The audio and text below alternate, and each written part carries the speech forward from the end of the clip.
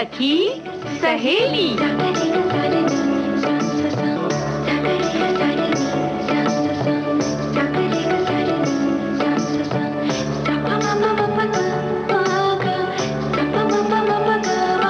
सखी सहेली।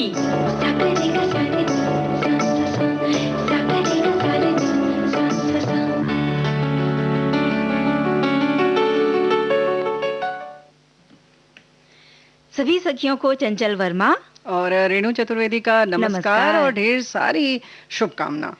आज है जन्माष्टमी का पर्व और सब तरफ एक उत्सव का माहौल है, तो सभी सखियां भी इस समय व्यस्त होंगी, कोई पूजा में, कोई भजन में। हाँ, ये तो है, लेकिन बहुत सारी सखियां जो हैं इस समय हमारे रेडियो सेट से भी जुड़ी हुई हैं, क्योंकि आज हम कृष्ण के विविध स्वरूप की बात करने वाले हैं और वहीं हम ये भी बताने वाले हैं। वैसे तो बहुत सारी सखियां जानती हैं कि किस तरह से हमारे बहुत सारे सूरदास और हरिदास जैसे महान जो हमारे लेखक हुए, जिन्होंने कवि हुए, उन्होंने तो लिखा ही है कृष्ण की बाल लीलाओं के बारे में। लेकिन वहीं हमारे बहुत सारे उर्दू शायर भी हैं जिन्होंने कि मोहित होकर उनकी ये नटखट बाल लीलाओं से प्रभावित होकर किस तरह से भजन लिखे हैं और उनका जो वर्णन किया है वो वाकई अप्रतिम है और बहुत आनंद आता है सुनकर। तो आज हम उसकी भी चर्चा जरूर करेंगे। तो सखियों का एक जो कान है ना, इधर भी लगा होगा सारे काम के साथ, और जो आज झांकी सजाई जाती है उसमें बच्चे बहुत मगन है ना जी। और श्री कृष्ण एक ऐसा व्यक्तित्व है, ऐसा चरित्र है जिनकी जीवन से जुड़ी जितनी भी लीलाएं हैं, घटनाएं हैं, हर चीज में कोई संदेश, कोई प्रेरणा छुपी हुई है। और जो उनकी लीलाएं जिन्हें हम कहते हैं, खास तौर से 3 तरह से हम इन्हें बांट लेते हैं। एक तो उनकी बाल लीलाएं, फिर वृंदावन लीला उनकी जब वो थोड़े किशोर अवस्था और युवावस्था की तरफ थे, फिर है द्वारिका लीला जहाँ वो गीता का संदेश हमें देते हैं। गीता का संदेश जो उन्होंने दिया, उसके पहले की जो बात अगर हम करें तो यानी मथुरा से जब वो वृंदावन गए और वृंदावन में उन्होंने एक नए ढंग की लीला रचा दी अपनी। और उसके पहले जब मथुरा का जो स्वरूप है वो अपने आप में इतना आनंददायक है कि पूछो मत। हर माँ जो चाहती है कि वो कृष्ण जैसा ही उसको लाल मिले, उसका सपना होता है और उसे लगता है कि मतलब एक तरह से क्या तड़प होती है कि बस कन्हैया जैसा हो, क्योंकि बच्चे को देखते ही हम कहते हैं बिल्कुल कन्हैया लग रहा है। क्यों निकलता है? क्योंकि एक सांवली सलोनी सी जो उनकी मूरत और छवि जो बनी हुई है मन में, और उसके साथ सारी जो घटनाएं हैं, जो उनका बालपन है और दधी चुराना और उसके बाद मुंह पे लिपटे रहना, वो कुछ इस तरह से वर्णन किया है हमारे रचनाकारों ने कि कुछ शायद ज्यादा मोहिनी स्वरूप जो है वो मन में एकदम बस सी गई है ना। और जब हम बात करते हैं कि हर लीला में संदेश है, तो जब दही चुराने की आपने बात की, वो दही मक्खन चुरा चुरा कर खाया करते थे और माँ को कहते थे कि घर में इतना माखन है, मैं क्यों चुराऊंगा। इस लीला के पीछे जो उनका उद्देश्य रहा, ऐसा लगता है कि शायद यही रहा होगा, क्योंकि सारा जो माखन था मथुरा का, गोकुल का, आसपास के सभी गांवों का मथुरा भेज दिया जाता था। तो जो छोटे बालक थे, जिन्हें खास तौर से इन चीज़ों की ज़रूरत होती है, पोषण की ज़रूरत होती है, उन्हें वो नहीं मिल पाता था। और जब मैया देती नहीं थी तो बालक क्या करेंगे? चुरा कर ही दही मक्खन खाएंगे। मथुरा से कहीं और चला जाता था। तो जाहिर है कि इस तरह से उन्होंने एक शिक्षा दी। और सिर्फ ऐसा भी नहीं है कि वो अकेले खाते थे, अपने ग्वाल वालों के साथ खाते थे, जो ग्वाल बाल जब साथ में चलते थे। और इसीलिए सब कान्हा का जो है वो इंतजार करते थे, प्रतीक्षा करते थे कि किस तरह से कान्हा उठें। और हर व्यक्ति प्रतीक्षारत रहता था कि कैसे कन्हैया उठें और उसके बाद हम जाएं और दधी चुराएं और यहाँ वहाँ करें। और गोपियाँ शिकायत जरूर करती थी बहुत ही उससे, लेकिन कहीं ना कहीं उन्हें इंतजार भी रहता था कि कन्हैया का इसी बहाने दर्शन हो जाएगा जब वो हमारे घर आएंगे। और कुछ इस तरह से वो छुपा छुपा के रखती भी थी कि थोड़ा ज्यादा समय लगे कन्हैया को, ताकि उनके दर्शन का लाभ उन्हें मिलता रहे, क्योंकि एक अलग सी ही छवि उनकी जो है आंखों के सामने बस जाती है। तो उन्होंने ये संदेश भी दे दिया कि भाई कोई भी चीज अकेले हमें नहीं रखनी है, हर चीज को दूसरों के साथ में मिल बांट कर उसका हिस्सा करना है। खाने की चीज हो या अन्य चीजें भी हो, तो हमें शेयर करना चाहिए अपने मित्रों के साथ, परिवार के साथ में। बिल्कुल। और एक लीला उनकी आती है जब वो बहुत बारिश, लगातार घनघोर बारिश होती रही, इंद्र का मान भंग किया श्री कृष्ण ने। जी हाँ, वो तो वृंदावन के जाने की बात है। और लेकिन उसके पहले जो और भी उन्होंने बाल रूप में ही बहुत सारे राक्षसों का वध किया। और ये राक्षस ऐसा नहीं है कि ये पूतना हो या बकासुर हो या जो भी हो, ये सब हमारे अंदर के ही एक तरीके से जो है। अगर हम मथुरा की भी बात करें, उसके बाद कालिया दहन की बात करें, तो वो हमारे मन का ही विष है जिसे हमें उसको दबा देना चाहिए, समाप्त कर देना चाहिए। ये उन्होंने बाकायदा उसके फनों को ऊपर रौंदते हुए ये बताया। तो ये सारी चीज़ें वाक़ई एक सबक होती हैं और हमारे लिए ज़िंदगी में प्रेरणा मिलती है। और कृष्ण के बारे में तो वैसे भी कहा जाता है कि उनकी सारी लीलाओं के साथ-साथ उन्होंने सब कुछ किया, लेकिन वो एक योगी के रूप में रहे, यानी कि उससे निर्लिप्त रहकर उन्होंने किया। जब उन्होंने मथुरा छोड़ा तो फिर पलट कर नहीं देखा। ऐसे ही जब वृंदावन छोड़ा तो गोपियाँ जो है विरह में तड़पती रहीं, लेकिन फिर वो पलट कर नहीं आए। और हर लीला में जब वो संदेश देते रहे, पूरा जीवन उनका संघर्ष में रहा। तो जब हम डर जाते हैं, हार जाते हैं, तो यहाँ ये संदेश भी उनकी लीलाओं में मिल जाता है कि हमें डरना नहीं है। कठिन परिस्थितियों में उनमें जन्म लिया कारावास में, और जन्म लेते ही माँ-बाप से अलग होना पड़ा। हाँ, और ऐसे एक परिवार में पहुँचे जहाँ पहले से कोई नाता नहीं था, लेकिन वहाँ भी नए रिश्ते नाते जोड़े, और वो रिश्ते नाते ऐसे जुड़े कि जीवन पर्यंत आज भी उन्हें याद किया जाता है। चाहे वो सखा हो, उनकी माता यशोदा और नंदलाल हों। बिल्कुल, ये बात तो है। और लगता ही नहीं कि यशोदा के भी वो नंदलाल हैं कि देवकी के लाला हैं, पता ही नहीं चलता।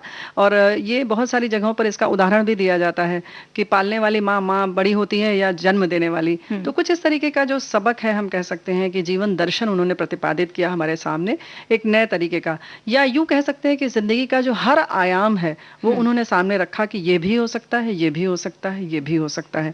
क्योंकि जन्म के समय की ही अगर हम बात करें तो वो भी इतनी कठिन परिस्थितियों में हुआ, और किस तरह से यमुना नदी जो है बिल्कुल विकराल रूप में थी, उफान पे थी, और किस तरह से उनको वसुदेव जी अपने उसमें रख के लेकर जाते हैं सूप में, और उसका भी वर्णन बड़ा प्यारा प्यारा लोगों ने किया है।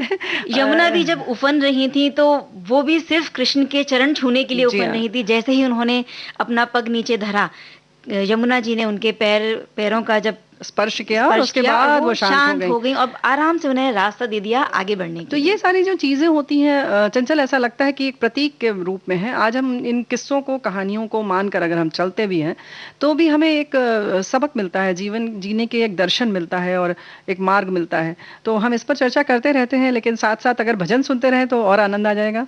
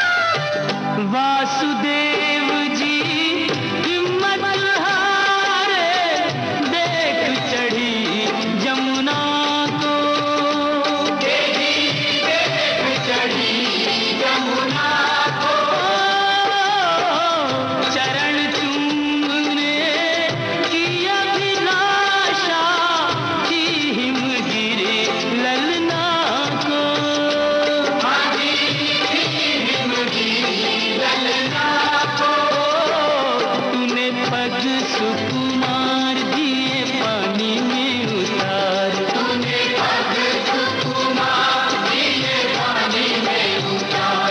चूके रास्ता बन गई जमुना जी की धार के, लीला तेरी तू ही जाने।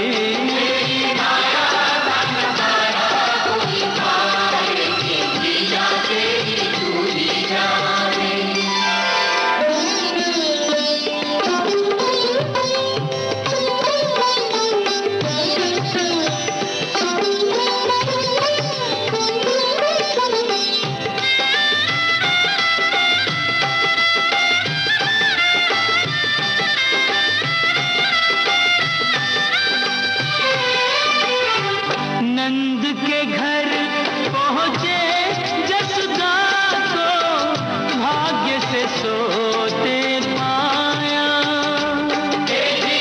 भाग्य से सोते पाया।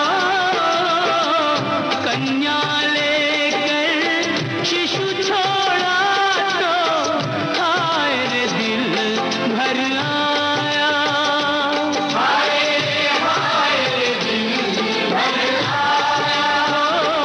कोई हंसे चाहे रोए, तू जो चाहे वही होए, कोई हंसे चाहे रोए, तू जो चाहे वही होए। सारी बातों पे तुझे है अधिकार के, लीला तेरी तू ही जाने। तेरी माया का नखाया कोई खाए के, लीला तेरी तू ही जाने।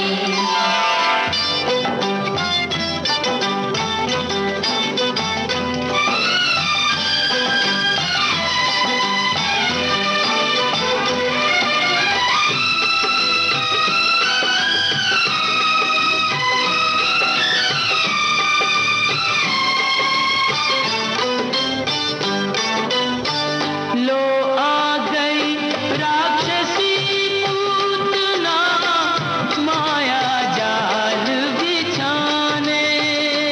देखो माया जाल बिछाने। माँ से बालक छीन के ले गई, विष भरा दूध पिलाने। विष भरा दूध पिलाने। तेरी शक्ति का अनुमान कर ना पाई वो नादान, तेरी शक्ति का अनुमान कर ना पाई वो नादान। ओ जिसको मारा तूने उसको दिया तार, ये लीला तेरी तू ही जाने। तेरी माया का नखाया कोई खाए के, लीला तेरी तू ही जाने।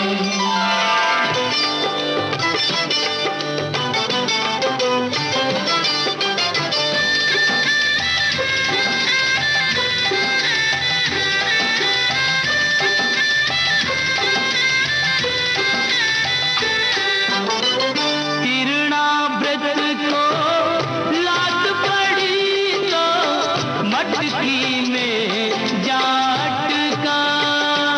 वो तो मटकी में जा अटका।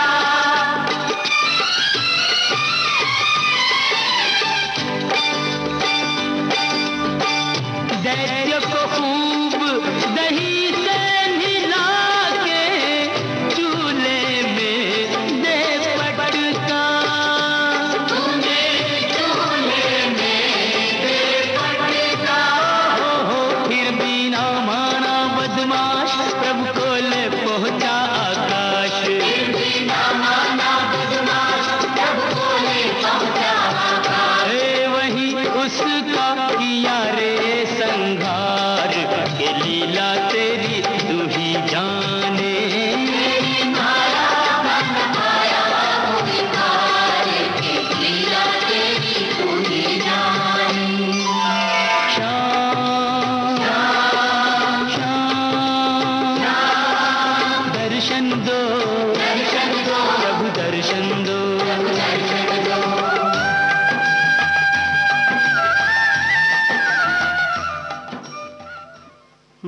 सभी की अभिलाषा की दर्शन मिल जाए, चाहे वो कोई भी उनका स्वरूप हो कृष्ण का, है ना?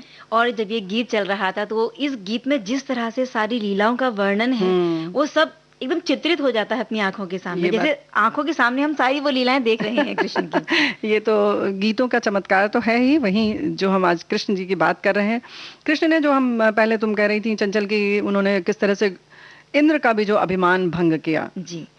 और इस तरह से उन्होंने, जब वहां पर इंद्र की पूजा की जाती थी और इंद्र को इस पर अहंकार हुआ कि मैं इतनी वर्षा करूंगा कि इन्हें बाद में मेरी हट माननी ही पड़ेगी, मेरी यानी कि पूजा करनी पड़ेगी। पहले हर वर्ष ये होता था कि सारा जितना भी सामग्री होती थी, भोजन की सामग्री, वो सब इंद्र को चढ़ाई जाती जी। थी।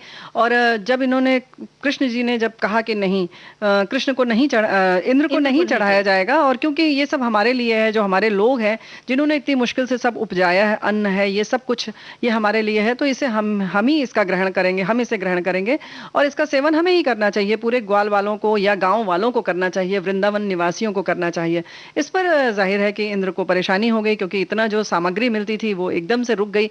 तो उन्होंने कहा कि अच्छा, इतनी तेज बिजली, पानी, जो भी उनकी क्षमता थी, यानी कि जो प्रकृति के देवता है, हम सब जानते हैं, उन्होंने अपना पूरा जो है शक्ति दिखा दी। लेकिन फिर उन्होंने, श्री कृष्ण तो श्री कृष्ण है, और जब क्रोध उनका पानी के रूप में बरस रहा था तो उससे उबारने वाले भी श्री कृष्ण थे, और गोवर्धन पर्वत को अपनी छोटी सी उंगली पर उठाए वो कई दिन तक रहे और सबकी रक्षा की, सुरक्षा की, और बाद में यही संदेश दिया कि प्रकृति की पूजा होनी चाहिए, गोवर्धन पर्वत की पूजा होनी चाहिए, क्योंकि वहां से लकड़ी मिलती है, गऊओं को चारा मिलता है, बहुत कुछ प्रकृति हमें देती है। बिल्कुल प्रकृति देती है, और पर्वतों की अपनी अहमियत है, वहीं वृक्षों की अपनी अहमियत है। और किस तरह से एक गोवर्धन पर्वत को संरक्षण, गोवर्धन पर्वत की महत्ता को बताया, वहीं सब कुछ हमें बताया कि हम जहाँ, किसका अहंकार कितना चल सकता है। फिर जाहिर है कि इंद्र का भी तुरंत अहंकार नष्ट हुआ, रुका। और इस तरह से हमें भी एक सबक मिलता है कि हमें कभी भी अहंकार नहीं करना चाहिए। हम कितने भी बलवान हों, लेकिन एक न एक समय हमें उसके, किसी के भी सामने झुकना ही पड़ता है। तो बेहतर है कि हम पहले से ही विनम्रता का भाव अपने अंदर रखें। और कृष्ण ने तो हर स्वरूप अपना दिखाया है, और हम कह सकते हैं कि एक अपने आप में, कहते हैं ना कि हर 16 कलाएं उन्होंने एक ही जीवन में दिखा दी। लोगों को बड़ा आश्चर्य भी होता है कि एक ही जीवन में इस तरह से सब कुछ दिखा देना, बाल स्वरूप हो, चाहे वो सखा स्वरूप हो, चाहे वो प्रेमी का स्वरूप हो, चाहे वो एक राजा के रूप में उभर कर सामने आए तो एक बहुत सशक्त राजा के रूप में आए, वहीं पति के रूप में भी उन्होंने एक अलग परिभाषा दी। और उसके साथ साथ उपदेश जब उन्होंने दिया है, जीवन दर्शन जब उन्होंने बताया है, तो हर चीज उन्होंने बता दी कि भक्ति क्या है, सांख्य योग क्या है, वहीं कर्म योग क्या है। कर्म की भी जो महत्ता है वो कृष्ण के ही माध्यम से हमको सटीक रूप में मिलती है ना? इसीलिए इतने सारे उनके नाम पड़ गए, और हर कोई जिस रूप में पूजता है उसी नाम से उसको याद करता है। कोई माखन चोर, कहीं वो मुरलीधर, कहीं बंसी बजैया, कहीं गिरधारी, मनमोहन, बहुत सारे इस तरह के नाम हैं। और जब योगीराज, जब वो उन्होंने गीता का उपदेश है तो वो योगीराज बन गए। बिल्कुल। तो इस तरीके से जो उनकी ये भी कहते हैं कि जो टेढ़ी सी जो मूर्त, उनकी जो भंगिमा है ना, वो भी मन को मोहती है। जब वो एक पैर टेढ़ा करके और मुरली बजाने की मुद्रा में जब खड़े होते हैं, वो भी एक अनोखी सी उनकी अदा है। तो नटवर लाल भी कहे जाते हैं, और रणछोर भी वही कहलाए हैं।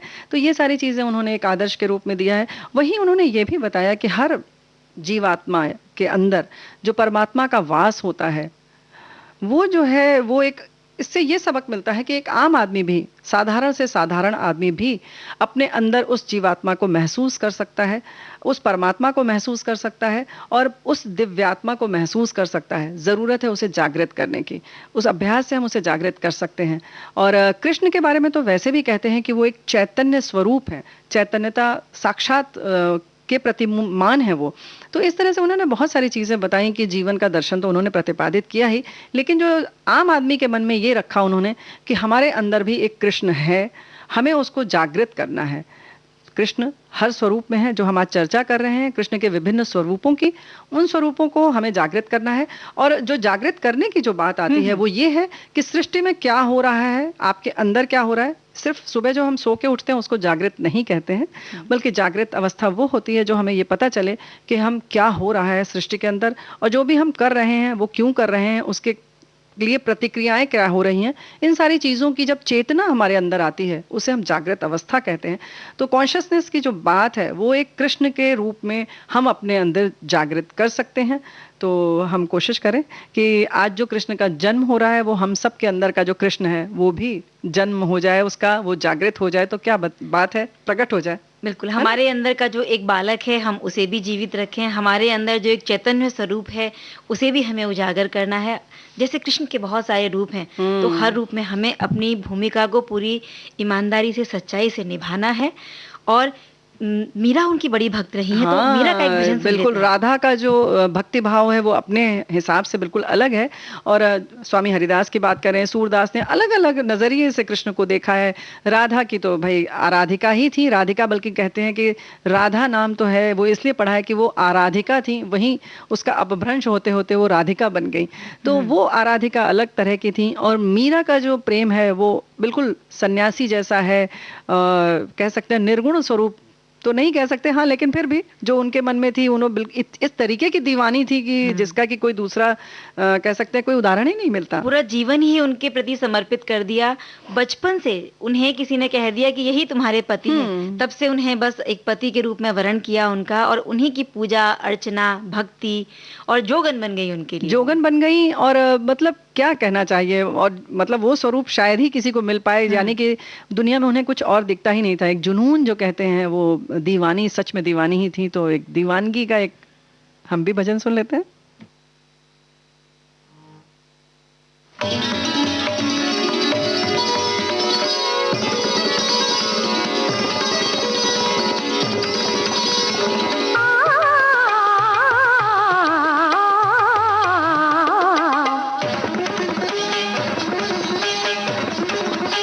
श्याम मने चाकर राखो जी, श्याम मने चाकर राखो जी, चाकर रह सो बाग लगा सो, नित उठ दर्शन पासू, वृंदावन की कुंज गलन में तेरी लीला गासू, श्याम मने चाकर राखो जी, चाकरी में दर्शन पाऊं, सुमिरन पाऊं खरती, भाव भगति जाती रे पाऊं, तीनों बातां सरसी, श्याम मने चाकर राखो जी।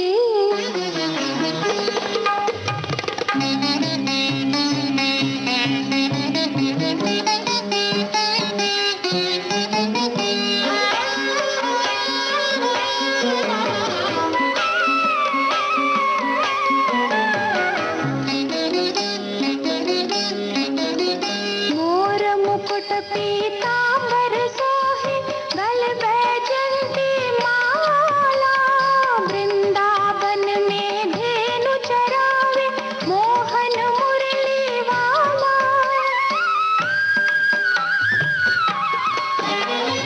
मीरा के प्रभु कहे कबीरा,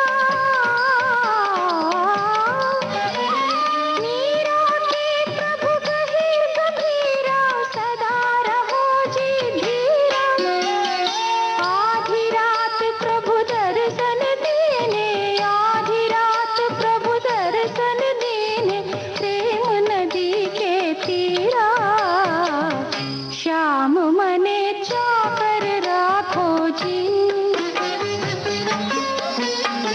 चाकर रह सो बाग लगा सो, नित उठ दर्शन पासू, वृंदावन की कुंज गलन में तेरी लीला गासू, श्याम मने चाकर राखो जी, श्याम मने चाकर राखो जी, श्याम मने चाकर राखो, श्याम मने चाकर राखो, श्याम मने, श्याम मने, श्याम मने चाकर राखो जी। मीरा फिल्म का ये भजन। और मीरा के ऐसे और जाने अनगिनत कितने भजन हैं। पायो जी मैंने राम रतन धन पायो, पग घुंघरू बांध मीरा नाची। म्हारे घर आओ प्रीतम प्यारा, बसो मेरे नैनन में में नंदलाल, नंदलाल, क्या बात मेरे है। तो गिरधर गोपाल। जी वो हाँ। इतनी भक्ति में उनकी डूबी हुई थी कि बस उन्हीं के भजन रचती रहती थी। और तो बहुत सुंदर सुंदर उन्होंने भजन लिखे हैं, और वहीं हमारे यहाँ संगीतकारों ने उनको संगीत भी दिया है, संगीतबद्ध किया है, और स्वर भी दिया गया है। तो ऐसे बहुत सारी चीजें हैं जिसे हम कार्यक्रम में सुनेंगे, लेकिन आज कुछ और भी खास है। हाँ, आज कृष्ण जी का जन्मदिन तो है ही, लेकिन और एक बहुत बड़ी हस्ती है, वो है विक्रम अम्बालाल साराभाई, जो जी कि हाँ। बहुत नामचीन वैज्ञानिक रहे हैं हमारे भारत के। देश में एक विज्ञान को नया, मतलब यूं कह सकते हैं कि आधुनिक विज्ञान का जो स्वरूप है वो साराभाई जी की ही देन है। विज्ञान और अभियांत्रिकी के क्षेत्र में उनके जो कार्य उन्होंने किए हैं, उसके लिए 1966 में उन्हें पद्म भूषण से भी नवाजा गया। सम्मानित किया गया जी। अंतरिक्ष अनुसंधान यानी स्पेस रिसर्च जिसे हम कहते हैं, उसके क्षेत्र में भारत को मानचित्र पर एक अलग पहचान भी दिलवाई बिल्कुल। विक्रम जी ने। और डॉक्टर होमी जे भाभा जब वो इस दुनिया से चले गए 1966 में, उसके बाद परमाणु ऊर्जा आयोग का अध्यक्ष संभालने की आपको ही जिम्मेदारी भी बनाया गया। उन पर ही आ गई थी। अंतरिक्ष विज्ञान और प्रौद्योगिकी में छिपी सभी क्षमताओं को पहचाना, वो हैं संचार, मौसम विज्ञान, मौसम संबंधी भविष्यवाणी, प्राकृतिक संसाधनों के लिए अन्वेषण। तो और ये रॉकेट जो प्रौद्योगिकी हाँ, जो है उसे भी आगे बढ़ाया। उसे भी आगे बढ़ाया। और इसरो जो है इस समय जो प्रौद्योगिकी संस्थान की बात कह रहे हैं, वो आपकी ही देन है। और एक बहुत इतने कर्मठ और इतने ज्यादा ये लोग लगनशील रहे, और एक नई सोच थी उस जमाने में। अगर हम कहें तो इस तरह से विज्ञान और प्रौद्योगिकी के बारे में सोचना और देश को एक नई ऊंचाइयों तक पहुंचाना, इसके लिए हम भाभा जी की बात हो या हम साराभाई जी की बात है, नहीं भूल सकते। और एक नींव रखने के लिए कह सकते हैं कि ये सब पितामह हैं इस क्षेत्र के। तो इन सबको हम नमन करते हैं, और वाकई ये बहुत बड़ी बात है कि हम ऐसे लोग हमारे देश में हुए हैं जिनको कि विश्व के हर कोने में लोग सम्मान देते हैं। और रेणु जी, इनके मरण उपरांत 1972 में इन्हें पद्म विभूषण से भी सम्मानित किया गया था। बिल्कुल। और ये सब हमारे देश की विभूतियां हैं, और भारत तो इस मामले में बहुत समृद्ध है। तो अब हम बात कर रहे थे, फिर हम लौट आते हैं कि देश में अलग अलग जगहों पर किस तरह से कृष्ण जन्माष्टमी मनाई जाती है, और किन किन शायरों ने और किन किन कवियों ने क्या क्या कहा है वो तो। लेकिन आज अगर हम महाराष्ट्र की बात करें तो खास तौर से जो सब फिल्मों के माध्यम से अब हमारे देश के सभी लोग जान चुके हैं कि कैसे यहाँ पर दही हांडी का एक स्वरूप नया होता है, बिल्कुल अलग होता है, जो देश में और सब जगहों पर नहीं होता है ना। और लेकिन अब थोड़ा बहुत कहते हैं ना कि जैसे गरबा गुजरात से निकला, हाँ। तो भारत के सभी क्षेत्रों में अब गरबा होने लगा है। तो दही हंडी जैसे महाराष्ट्र से शुरू हुई, ये जो एक प्रचलन था इस चीज का, बहुत ऊंची मटकी लगा के, और वो सबके सहयोग से सब लोग साथ में मिलजुल कर काम करते हैं, उस दही हंडी को फोड़ते हैं। एक बच्चे को या किसी एक युवक को वहां ऊपर पहुंचाया जाता है। अब वो ऊपर जाकर मटकी फोड़ता है। और अब तो यहाँ इस क्षेत्र में बहुत सारी युवतियां, लड़कियां, बच्चियां वो भी प्रतियोगिता में हिस्सा लेने लगी हैं।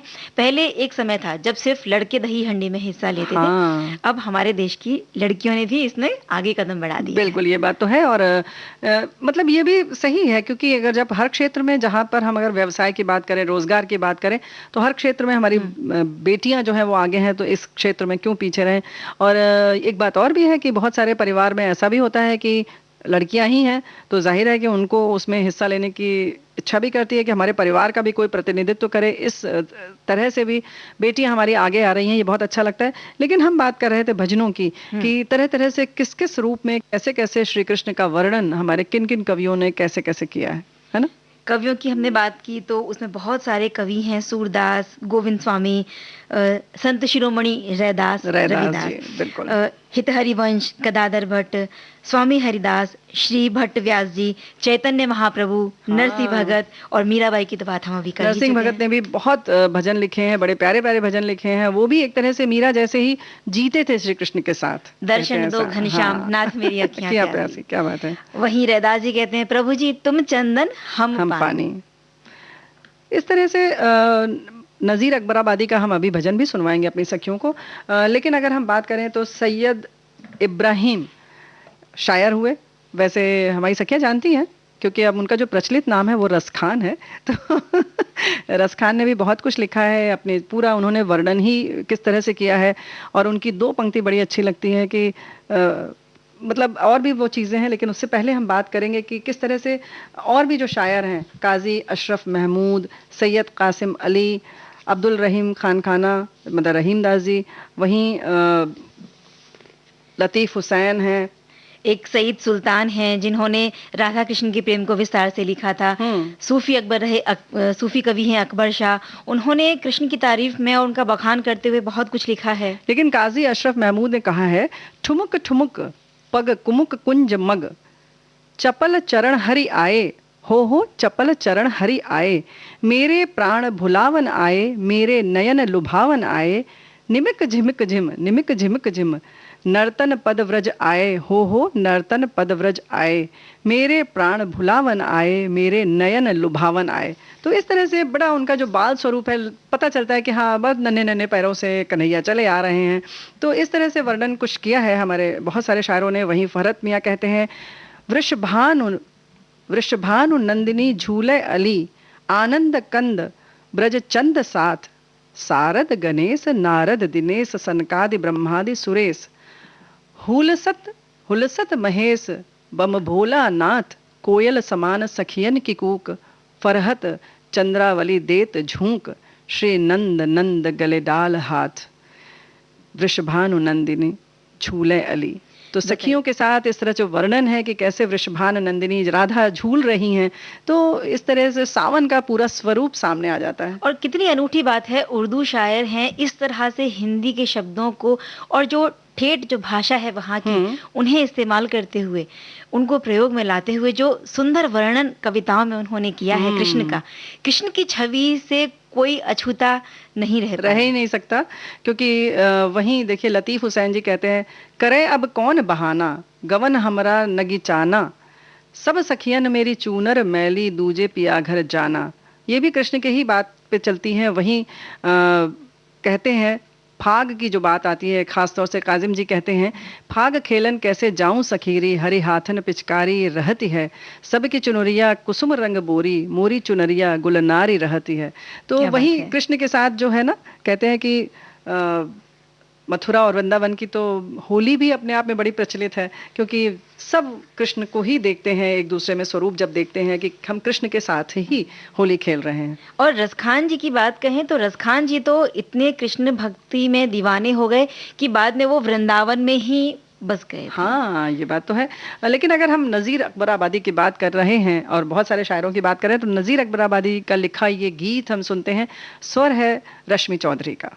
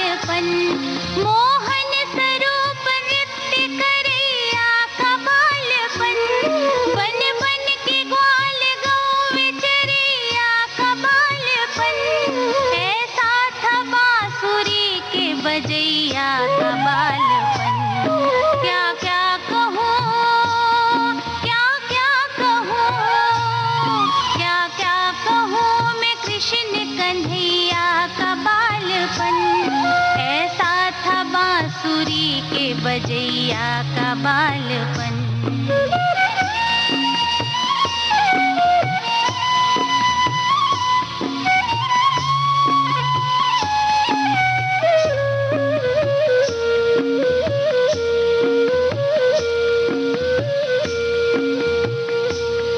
अब घुटनियों का उनके मैं चलना बयां करूं, या मीठी बातें मुंह से निकलना बयां करूं, या बालकों में इस तरह पलना बयां करूं, या गोदियों में उनका मचलना बयां करूं।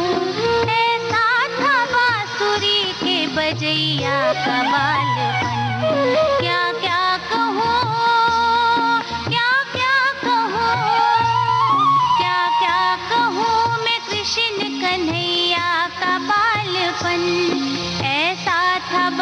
बांसुरी के बजैया का बालपन।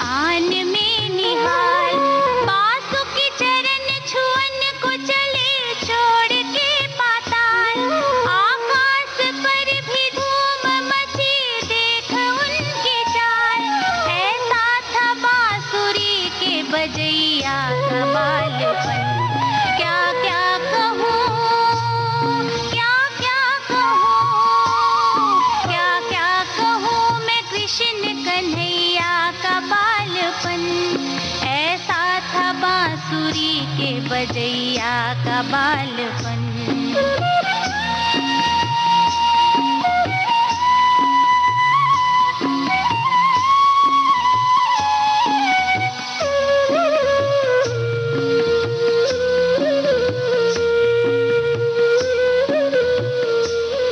करने लगे ये धूम जो गिरधारी नंदलाल, एक आप और दूसरे साथ उनके ग्वाल बाल।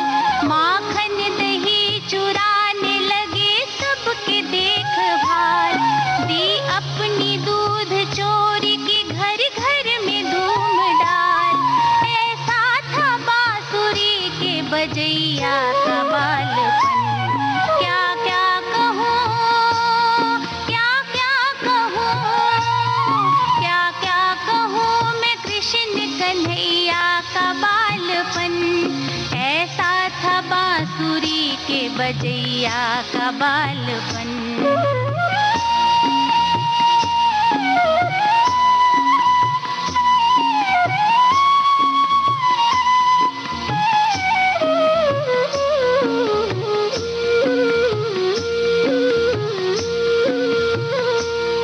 कोठे में होवे फिर भी उसी को ढंढोरना, मटका हो तो उसी में भिजा मुख को बोरना।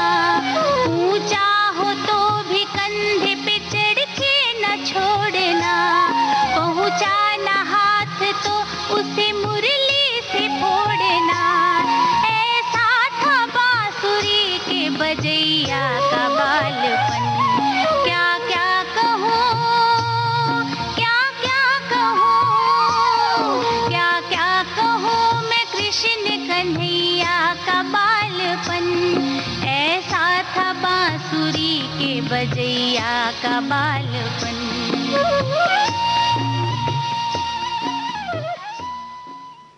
ऐसी जो है ना चित्र जैसा खींचा है इन्होंने कि किस तरह से चलना उनका, गिरना और फिर पटिया पकड़ के चलते हैं। ऐसी बहुत लंबी इन्होंने ये कविता लिखी है, रचना की है नज़ीर अकबर आबादी जी ने, और रीतिकाल के ही एक कवि थे। और कृष्ण भक्ति का इन्होंने जो वर्णन किया है, वाकई क्या कहें, कुछ कहने लायक ही नहीं, हम निशब्द हो जाते हैं। उनकी दृष्टि में कृष्ण सबके दुख हरने वाले, सब पर अपनी कृपा करने वाले, करुणा बरसाने वाले एक आराध्य हैं। और उन्होंने कृष्ण चरित्र के साथ साथ रामलीला का भी वर्णन किया है। और कृष्ण के बड़े भैया बलराम पर भी उन्होंने बलदेव जी का मेला करके नाम इन्होंने कविता भी लिखी है। तो इस तरह से उन्होंने हर कहना चाहिए कि परिदृश्य से हर आयाम देखा और उसको उन्होंने अपने कलम से चित्र खींच दिया। ऐसे ही रीतिकाल के एक और उर्दू शायर हुए, उर्दू कवि हुए, जो है आलम शेख। और आलम केली, श्याम सनेही, माधवानल काम कंदला, सुदामा चरित, ऐसे बहुत सारे ग्रंथ उन्होंने रचे जिसमें कृष्ण की लीलाओं का वर्णन है। 2 लाइन उनकी मैं बताती हूँ आपको। जसुदा के अजिर बिराजे मनमोहन जू, अंगरज लागे छवि छाजे सुरपाल की, छोटे छोटे आछे पग घुंघरू घूमत घने, जा सोचित हित लागे शोभा ब्रजलाल की। क्या बात है। आछी बतियां सुनावे छिन उछाड़ी न भावे, छाती सो छपावे लागे छोहवा दयाल की, हेरी ब्रज नारी हारी करी फेरी डारी सब, आलम बलैया लीजिए ऐसे नंदलाल की। तो आलम जी खुद कहते हैं कि कैसे बलैया ले नंदलाल की। तो वाकई स्वरूप ही कुछ ऐसा है। वहीं लखनऊ के वाजिद अली शाह का तो सभी कुछ जानते हैं कि बहुत कृष्ण के भक्त थे, दीवाने थे। 1843 में वाजिद अली शाह ने राधा कृष्ण की लीलाओं पर बहुत सारे नाटक करवाए और ऐसा कहते हैं कि कृष्ण का चरित्र जो है वो खुद खेलते थे, यानी अभिनीत करते थे। तो इस तरह से एक दीवानगी सी थी और रास बहुत किया जाता था उनके दरबार में। इस तरह से बहुत सारे नाटक उन्होंने करवाए। तो ऐसे एक तरह से मंच पर प्रदर्शन करके उसको बहुत प्रचलित किया। हम बात कर रहे हैं रीति काल के और भी जो उर्दू शायर हुए, कवि हुए, लेकिन जो बॉलीवुड के गीतकार और शायर हैं वो भी कृष्ण भक्ति से अछूते नहीं रहे हाँ, हैं। यानी कि अगर हम हिंदी सिनेमा की बात करें, अपनी फिल्मी दुनिया की बात करें, हिंदी सिनेमा जगत की, तो उसमें भी बहुत सारे ऐसे भजन मिलते हैं जो लिखे हैं राजा मेहदी अली खां साहब ने लिखे हैं और निदा फाजली जैसे शायर हैं उन्होंने लिखे हैं। निदा फाजली जी कहते हैं, फिर मूरत से बाहर आकर चारों ओर बिखर जा, फिर मंदिर को कोई मीरा दीवानी दे मौला। क्या बात है।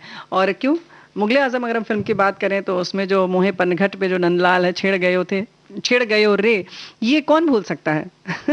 ये इस तरह के बहुत सारे हिंदी फिल्म जगत के जो गीत हैं उर्दू शायरों ने ही लिखे, उर्दू गीतकारों ने लिखे।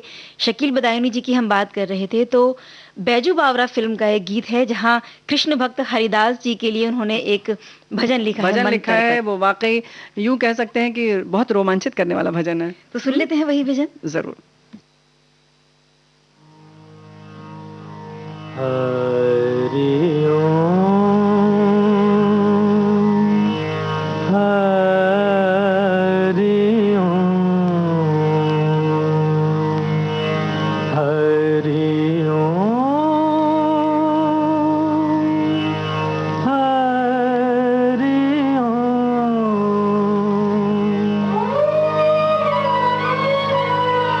मन तरपत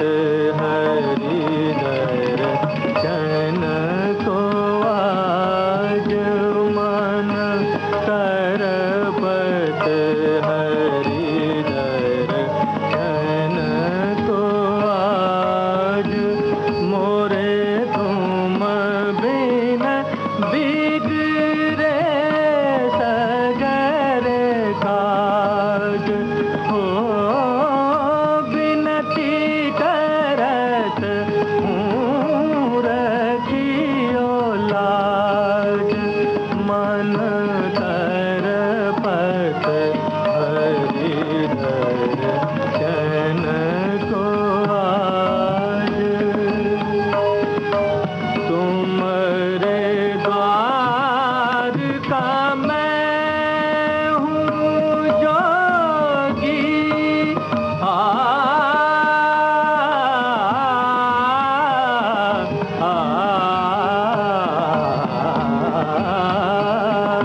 तुम्हारे द्वार का मैं हूँ जोगी, हमारी ओर नजर कब होगी, सुनो मोरे व्याकुल मन का बाज, तरपत हरि दर्शन को आज,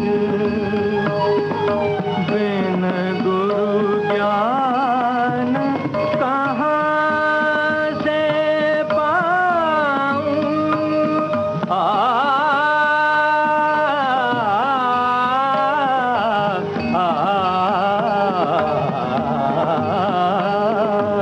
बिन गुरु ज्ञान कहाँ से पाऊं, दीजो दान हरि गुण गाऊं, सब गुणी जन पे तुम राज,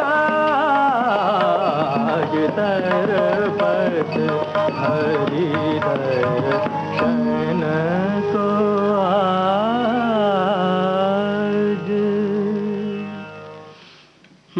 तो ये कुछ हमारी जो गंगा जमुनी तहजीब है जी। उसका एक प्रमाण है।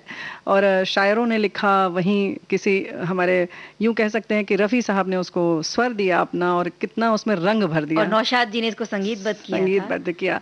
तो ये सब चीज़ें जो है, ये हम लोग संगीत वैसे भी कहते हैं कि किसी भी धर्म, संप्रदाय और पंथ और देश और सब चीज़ों से किसी भी सीमाओं सीमा से को परे है। परे होता है। जी। तो देखिए ना, कितनी हमारी एक सखी ने बहुत अच्छा लिखकर भेजा है। एक रसखान जी को जानती थी, लेकिन आज तो आपने शायरों की एक लंबी सी फेहरिस्त थी इस प्रोग्राम में रख दी। सही में आज का एपिसोड अगर छूट जाता तो मेरी बहुत सारी जानकारी जो है मैं नहीं मिल पाती, तो मैं अज्ञान रहती। आज के एपिसोड में तो आपने पूरा का पूरा कृष्ण का चरित्र बता दिया। आपको और विविध भारती को लाख लाख बधाई। तो हम सभी अपनी सखियों को और अपने सभी दोस्तों को जो कार्यक्रम सुन रहे हैं और जो नहीं भी सुन रहे हैं, उन्हें जन्माष्टमी की ढेर सारी शुभकामना देते हैं, है ना। और कृष्ण के चरित्र की बात, कृष्ण के जीवन की बात, उनके संदेशों की बात, उनसे प्रेरणा किस तरह लें, इस तरह की बात आज हम जब कर रहे हैं, तो बहुत सारे जो अलग अलग रिश्ते थे, सब में सामंजस्य कैसे बिठाएं, ये सीख भी हमें कृष्ण से मिलती है। बिल्कुल। उनका रिश्ता, चाहे फिर वो राधा के साथ प्रीत का हो या मीरा के साथ भक्ति का हो, दोस्ती का रिश्ता जब उन्होंने निभाया, तो सुदामा जैसी जो दोस्ती है, आज तक भी उदाहरण दिए जाते हैं। बिल्कुल दिए जाते हैं। और उसका भी जो वर्णन है किस तरह से हमारे कवियों ने किया है, शीस पगा न जगा तन में, मतलब किस तरह से वो जीर्ण शीर्ण अवस्था में आए और उसके बाद वो दौड़ कर गए, किस तरह से नंगे पांव एक द्वारका नरेश जो है, द्वारिका नरेश इस तरह से किसी अपने सखा के लिए दौड़ कर जाए। और कहते हैं कि जब उनकी अश्रुधारा बही अपने सखा का यह स्वरूप देखकर, तो कहते हैं पग पखारने के लिए उनको जल की जरूरत नहीं पड़ी, पानी की आवश्यकता नहीं पड़ी, उन्होंने अश्रु से ही पूरा उनका पग पखार दिया, पैर धो दिया। तो ये एक बड़ा, मतलब बड़ा सुंदर सा चित्रण है, और एक कह सकते हैं ना सच्चे सखा के रूप में। और जब सच्ची दोस्ती जहाँ होती है, वहाँ आर्थिक जो एक संपन्नता नहीं है, देखा वो नहीं जाता है, देखा जाता। बिल्कुल। तो वहीं बहुत उनके जो ये मित्र थे, दरिद्र थे, और वो कहाँ राजा थे। हाँ। लेकिन जब उनके वो राजा हैं, तो उनके पास महल में खाने के लिए पकवान है, लेकिन मित्र जो लेकर आया है उपहार स्वरूप चिवड़ा, वो उन्होंने बड़े शौक से खाया। ये तो भी ये एक मित्रता निभाने की उन्होंने सीख हमें दी। और ऐसी बहुत सारी चीजें हैं। वैसे भी कहते हैं कि कृष्ण जो एक आदर्श भाई थे, गुरुओं के गुरु, और उन्होंने जो दिव्यता प्राप्त की, और वैसे भी जो कहते हैं ना कि बहुत सारी जो नीतियां उन्होंने बताई और बनाई, बहुत सारी कहते हैं कि रणनीतियां भी चलाई, लेकिन वो उसमें कभी असफल नहीं हुए। एक सफल हर क्षेत्र में वो सफल ही रहे। या रिश्तों की जो बात कर रहे हैं हम लोग, चंचल, वो हर रिश्ते में इसीलिए सफल रहे क्योंकि उन्हें उनकी सीमाएं पता थी, उसकी मर्यादाएं पता थी। और अब जरूरत यह है कि उस युग के बाद आज के युग में हम उसको कैसे, उसको एक आदर्श मानकर कैसे अपने रिश्तों को निभा सकते हैं। और दो माताएं, दो पिता की संतान कहे जाते हैं श्री कृष्ण। बिल्कुल। तो दोनों के साथ उनका जो अटूट प्रेम रहा, जो रिश्ता रहा, जो वात्सल्य यशोदा ने लुटाया था, उसका कर्ज कहते हैं वो जीवन भर चुका नहीं पाए। वो जन्म देने वाली माँ नहीं थी, लेकिन फिर भी यशोदा के कर्जदार वो जीवन भर रहे थे। हाँ, ये बात तो है। माता पिता से किस तरह प्रेम निभाना है, उनके प्रति हमारे क्या कर्तव्य हैं, ये जीवन से सीख कृष्ण के जीवन से हम लेते बिल्कुल। हैं। ये तो माता पिता की बात हो गई जो जन्म देती हैं, लेकिन ये जो यशोदा माँ के बारे में है, वो इसलिए है कि जो आपका संरक्षक है, जो आपका पालनहार है, जो आपको पालता है, पोसता है, जो आपका शैशवावस्था में किस तरह से आपको पोषण देता है और आपको चलना सिखाता है। कहते हैं ना, माँ एक प्रथम शिक्षिका होती है। तो यशोदा के रूप में उन्होंने पूरे माँ को देखा। ऐसा नहीं कि जिसने सिर्फ आपको बायोलॉजिकल तरीके से जन्म दिया, हम उसी की बात करें, है ना। और जब मीरा की बात होती है तो राधा की बात नहीं हम कर सकते। राधा उनकी प्रेमिका थी और पत्नी उनकी बहुत सारी रही, लेकिन सबके साथ में उनका प्रेम रहा। 16,000 रानियां थी उनकी। ऐसा कहते हैं। ये सारी चीजें जो हैं वो बहुत सारी इंद्रियों और उनकी बातें हैं, वो एक प्रतीक के रूप में है। एक पूरा का पूरा जीवन जो है उनका है, दर्शन है, एक प्रतीक के रूप में है। और जब मीरा की बात आती है तो राधा का प्यार याद आता है, और राधा की जब बात आती है तो जाहिर है कि मीरा अपने आप सामने आ जाती हैं। और एक गीत ऐसा ही है जिसमें दोनों के प्रेम का, भक्ति का वर्णन है।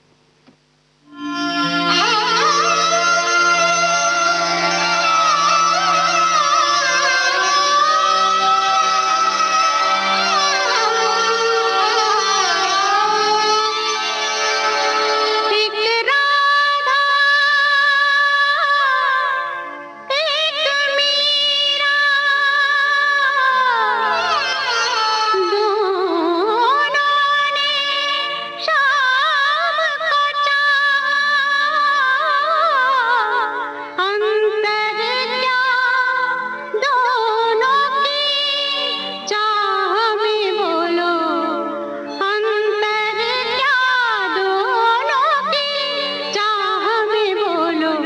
एक प्रेम दीवानी, एक दर्द दीवानी, एक प्रेम दीवानी, एक दर्द दीवानी, एक राधा एक मीरा, दोनों ने शाम को चाहा, अंतर क्या दोनों की चाह में बोलो, एक प्रेम दीवानी, एक दर्द दीवानी।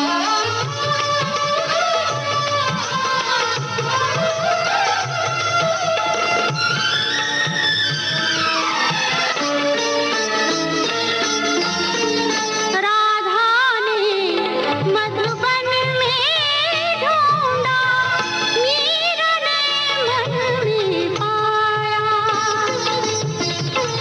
राधा जिसे हो बैठी वो गोविंद, मीरा हाथ बिछाया, एक मुरली एक पायल, एक पगली एक घायल, अंतर क्या दोनों की प्रीत में बोलो, अंतर क्या दोनों की प्रीत में बोलो, एक सूरत लुभानी, एक मूरत लुभानी, एक सूरत लुभानी, एक मूरत लुभानी, एक प्रेम दीवानी, एक दर्द दीवानी।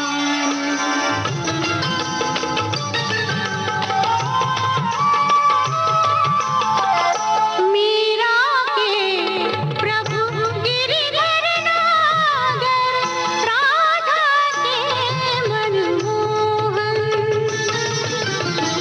सगम पद पधम परे मग, गर सनि धरे रे गम गम पम पद पद सनि धरे, आ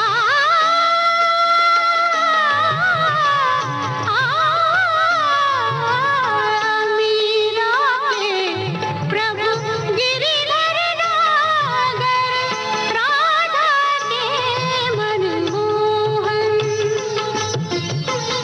राधा नित श्रृंगार करे, मीरा बन गई जोगन, एक रानी एक दासी, दोनों हरि प्रेम की प्यासी, अंतर क्या दोनों की तृप्ति में बोलो, अंतर क्या दोनों की तृप्ति में बोलो, एक जीत न माने, एक हार न माने, एक जीत न माने, एक हार न माने, एक राधा एक मीरा, दोनों ने शाम को चाहा, अंतर क्या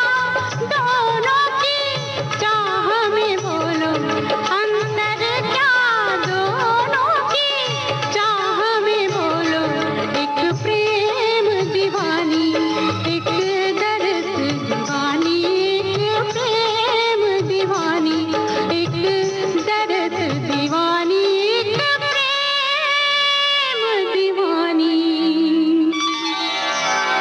एक दर्द दीवानी।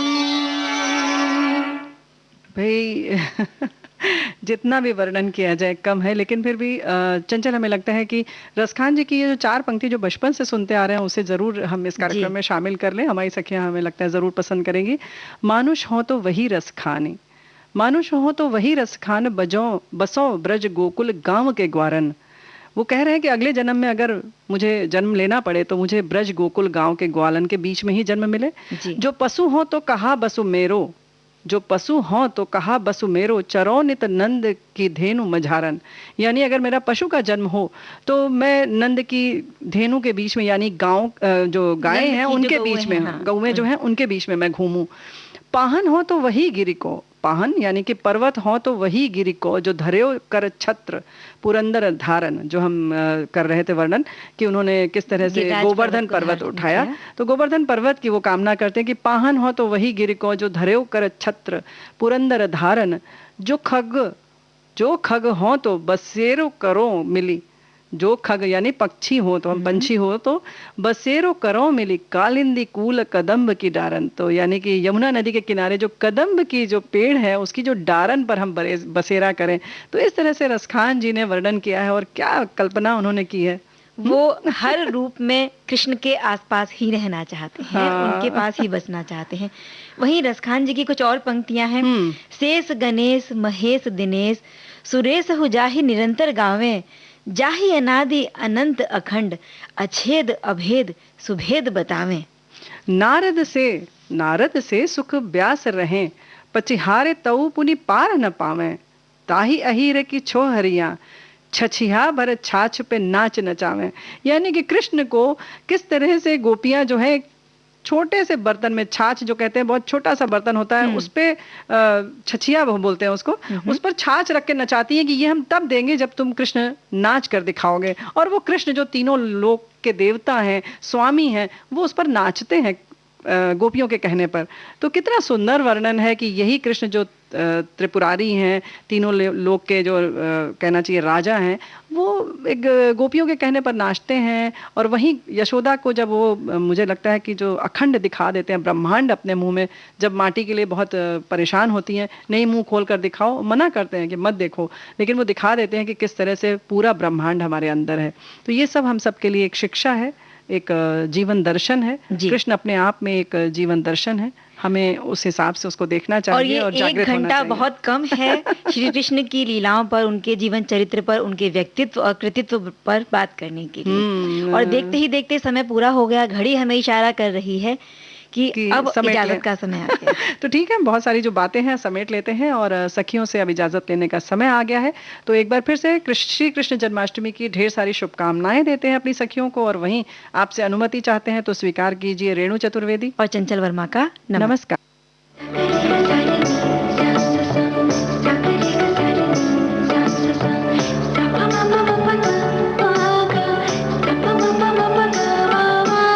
सखी सहेली।